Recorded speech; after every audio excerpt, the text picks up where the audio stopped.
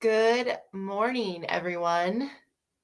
Dr. T here with Movement RX, about to present to you on what will it take to have low back longevity in 2022. Now, I do have a trusted colleague here, Dr. Skelly. So he's facing away from the camera. He can be a little shy. However, I have his low back set up for us just to talk about it. This session will be 15 minutes or less. If I sound like a frog, that's because croup is going around in our household. The littlest one had it, then the bigger one, then the biggest of all, and then I think now me. So, anyway, it's that time of year. And if anyone's popping in, feel free to introduce yourself, where you're from, and what you're looking to get most out of this. I'll say this first. If I don't get to your questions right away, because I'm on 4 different platforms here, I will make sure I'll go in and look at the comments later and get to you.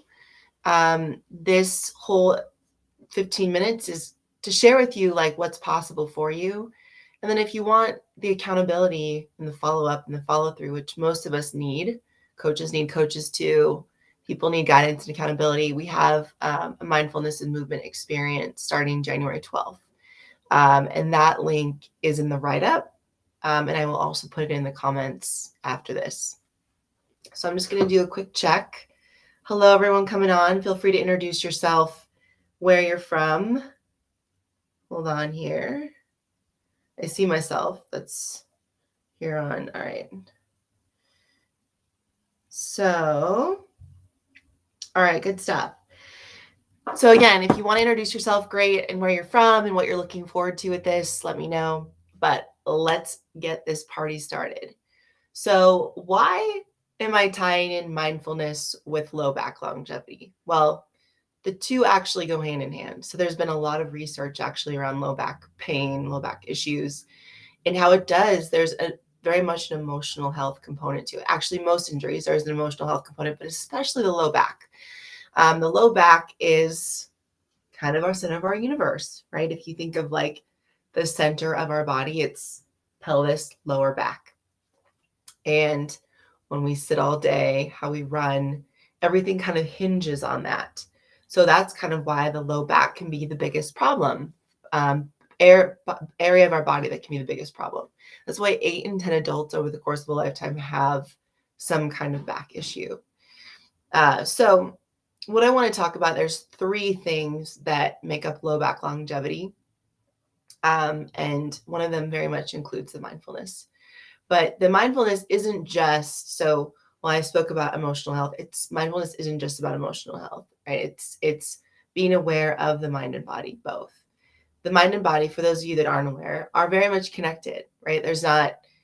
You're not going to fix one without helping the other, or you're not going to heal one without healing the other too. They are connected. We've got lots of connective tissue, our nervous system, our cardiovascular system, right? You probably heard it's all connected. That's maybe sounds cliche, but it's true. So when you do work from the neck up, it impacts you neck down. When you do work neck down, it impacts you neck up. And to be honest, a lot of the therapies out there for neck up type issues, like biofeedback, EMDR, there's what else are there? There's talk therapy, which is pretty standard. But some of the more physical therapies out there for neck up type stuff, it affects your physiology downrange. And it actually, the therapies focus on like such as EMDR and biofeedback, very much getting in tune with the body's response to what's going on upstairs. So again, you can't disconnect the two. All right. Now, low back longevity. So here's the thing. This is where your low back is clearly, right? And as you can see, there's no rib cage around it, right? All of our viscera sits in this area. And there's a lot of musculature supporting our low back. But this area of our back needs stability. And oftentimes, because the area below the low back, this hip pelvis region, gets really stiff from sitting or lack of using range of motion that we're supposed to have, like hips below parallel, right? We always sit to a chair or sit to a toilet, or things that are like just kind of knee height. So we never actually get our hips below where they can go, where they should be able to go.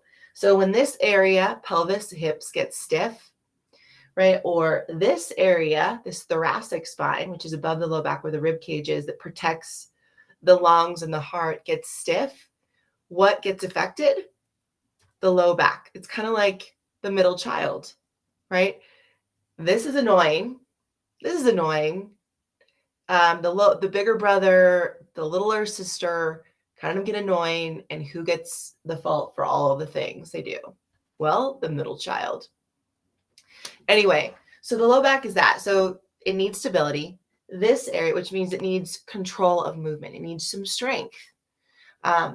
This area of the body primarily, so this thoracic spine and this hip region, needs mobility, which is flexibility. If you think of it like that, that's a layman's term, like flexibility in that area. So if this doesn't have flexibility and this doesn't have flexibility, then this has to work harder. So oftentimes you experience pain here, but the problem, where that might be the problem, right? The problem is the low back, but the cause of the problem is above or below. And even it could go down to the ankles, right? How you walk, if one ankle turns out than the other, right? That can very much affect you all the way up range, even into your neck. The body is fascinating, which is why I love doing this work and love educating. So just know that, right? Like our goal with building low back longevity is to build mobility here, build stability in this region, and build mobility here. And then on top of that, there are other layers like strength, power, endurance, things like that. All right. So that's just in a nutshell, the lower back. Now, here's the layers that is how to build the longevity. So now you know kind of about the structure of the low back, right? And what it needs. But now how do you build that?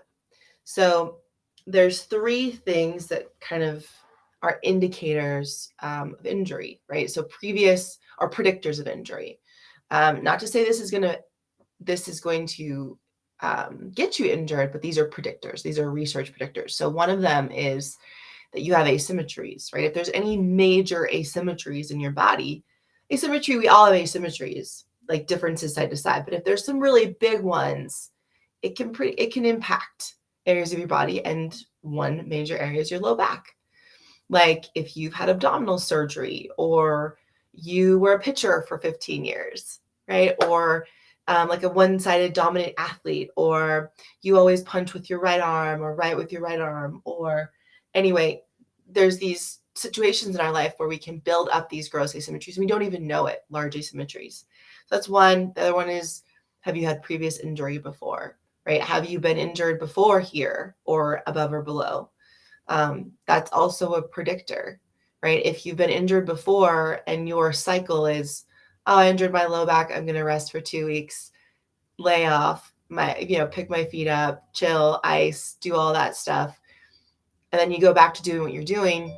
Well, that injury is a predictor of potentially future injuries. And typically, when you've had a low back injury, you've had it multiple times, especially if it's chronic, if it's something that's been lasting more than 3 months or it's reoccurring. Most of us have had a reoccurring low back issue, if the low back is your area of issue.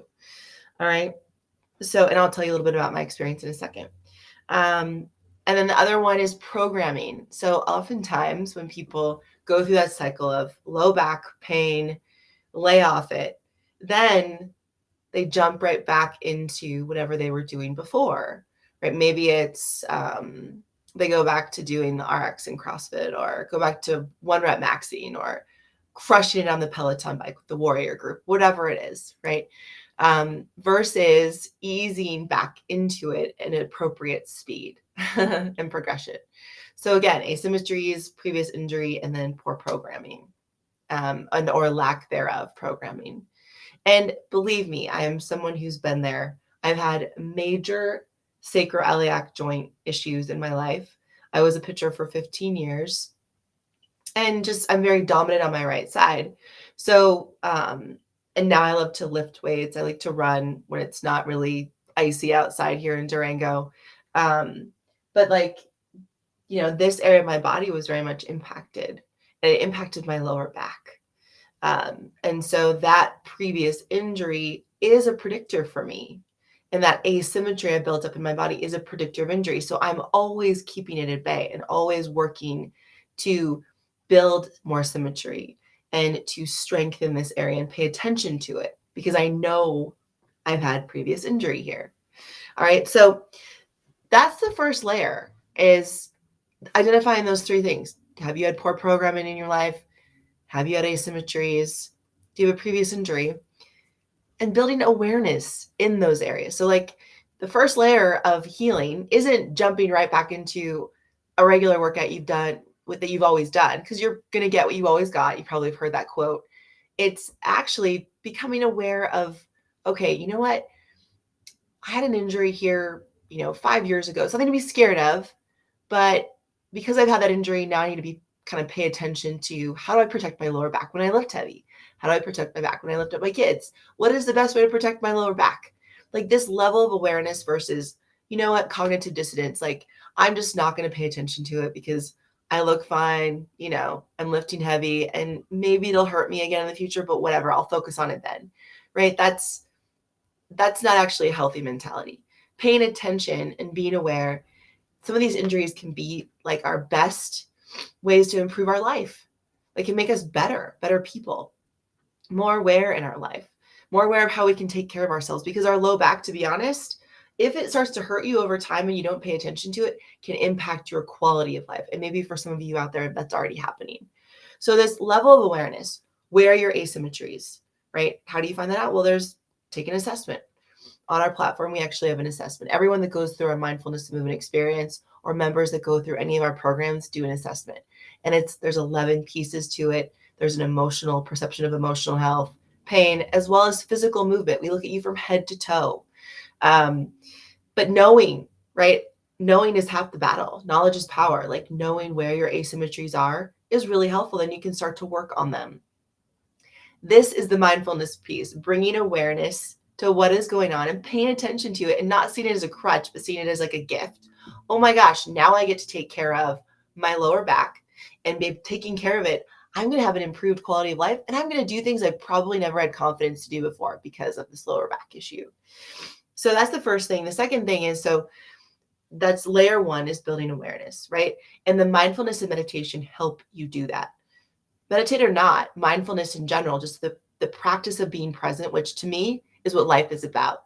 Being present in the present versus thinking about what is someone else doing on social media, or what's my grocery list, or what do I have to do today for my business? Like being in the present, like I'm here with you. The second layer of this is, once you build this awareness, then start working on it with some mobility or stability techniques. Excuse me for a second. Okay. So some mobility or stability techniques. So mobility, right, is building flexibility in this area of our body, right? And then stability is building some strength, some foundational strength in this area, right? And there are some key techniques I've learned over time that can help one do that. But that's not the first layer. The first layer is building awareness of what is actually going on. What time of day does this back bother me? Where do I feel stiff? How does this impact my life? What has gone on before? What is my programming like? Awareness. Again, that's half the battle. I learned a quote the other day from this class I was taking. I was doing masterclass, and one of the mindfulness meditation coaches was like, a lot of people go through life on autopilot, and it's like they're sleepwalking through life, just checking boxes. Is that you? Wake up, right? So that's first layer. Second layer is mobility, stability techniques, which there's a lot of great ones that are very specific and valid for helping the lower back and above and below areas of the lower back. The third layer is to now start working on movement patterns. All right. So movement patterns, like these primal movement patterns that we do, like hinging, bending over to pick something up, like a laundry basket or a grocery bag, or squatting down, or walking, right? all of those things, right? Building awareness in the body is first. Then 2, starting to work on these restrictions, weaknesses. Then 3, now that you have some more awareness in the body, now learning some better movement patterns for the primal movements. And we actually have 7 of them. And so that's the proper progression. And then the 4th one is now building habits and adding some load to these patterns. So weights and really challenging those patterns. So that's the progression, right? First layer is about mindfulness awareness. Second layer, mobility and stability. Third layer, movement patterning, improving the movement pattern. So when you go do Zumba, Peloton, CrossFit, Spartan, whatever it is, now you're doing movements, those primal movements that they're asking you to do, like pulling on a rope, climbing a rope, pushing a tire, lifting a barbell, all that stuff. Rolling a snowman, right? That is a legit, if you're building a big snowman, that is a legit hard job of a lot of hinging. That you're doing it right. That's what it's all about. And then on top of it, building some good habits and adding some resistance in the right way. So that is what the mindfulness and movement experience does. Is week 1 is about awareness. Week 2 is some mobility and stability. Week 3, movement pattern retraining. Week 4 and beyond is now building a habit, because it's 21 days. It's a start of building a habit. 70 days, 66 to 70 days is where the research shows that a habit is automatic, right? So that's on you. You can continue to work with us then, or be on your way, crush it. But there's a program there that progresses you to build this. So I'm going to leave you with this, because I'm a couple minutes over here, as promised, 15 minutes or less. What would it mean for you to have more low back longevity in your life? What would it mean? Like, what would you be able to do? Would it improve your mood? Would it improve your sleep? Would it improve your ability to be present with your kids or your family? Ask yourself that. I'm not trying to convince you to do this program or not, but if you want to actually make a change in this area, and even if you don't have pain or dysfunction, and you just want to improve the longevity of it, right? Because it is the center of our universe, then join us. January 12th is our next mindfulness movement experience. There's no signups after that, right? We have a sign up until basically January 11th is the last day. It is movement-rx.com/experience. And my colleague, retired Navy SEAL Commander John McCaskill, Will Schneider, and the rest of my Movement RX team out in San Diego and Arizona now will help take you through this proper progression. And then you have tools for life that you can go back to and repeat. All right, so that is all I've got. I'm going to just check LinkedIn to see if there's any comments. Let me look. It's really good to see everyone on here. All right, we've got a couple comments. All right. Hello, Matthew. Welcome. So from Nashville, transitioning Marine. Good to go. Semper Fi, brother. Rick, Rhode Island, USMC retired. Nice. So you remind me, Rick, so sign up for the program, you get a Be Awesome shirt, right? So Joshua Peach is one of our partners, and you get one of these with a spine on the back. It's made of recycled materials. It's so soft and so comfortable. It's one of my favorite shirts. But you get one of these shirts with the experience as well as a kit. So we send you some recipes. We send you a calendar. We send you a journal and all that stuff, and some good informational graphics on like sleep and things like that. And actually in this next cohort that we're running, we're going to do a big talk on sleep. One of our PTs, Marissa Rescott, is a researcher in the sleep department. She's a PT, but doing her PhD, and sleep is huge. And she has some great research behind how sleep can be better.